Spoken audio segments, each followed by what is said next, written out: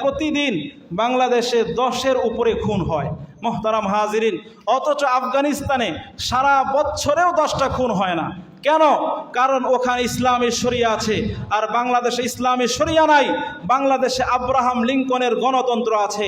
মোহতারাম হাজিরিন, আমরা বাংলাদেশের মাটিতে এ সকল খুনাখুনিকে বন্ধ করতে চাই। আমরা বাংলাদেশের নারীদের ইজ্জতের হেফাজত করতে চাই। আমরা চাই না আমার আর কোনো সোহাগী জাহান তনুর মতো কোনো বোনকে ধর্ষণ করে হত্যা করা হবে। আমরা চাই না আর কোনো মোহাম্মদপুরের ডাবল মার্ডার মা মেয়েকে নিজ বাসায় খুন করা হবে। আমরা চাই না নওগাঁয় একই পরিবারের 4 জনকে খুন করার মতো আর কোনো ঘটনা বাংলাদেশে ঘটুক। সুতরাং আমরা যদি চাই বাংলাদেশে এই খুনের ত্রাস বন্ধ করতে, তাহলে বাংলাদেশের গণতন্ত্রের সিস্টেমকে বাদ দিয়ে আমাদেরকে কোরআনের ইসলামী শরিয়ার সিস্টেম চালু করতে হবে।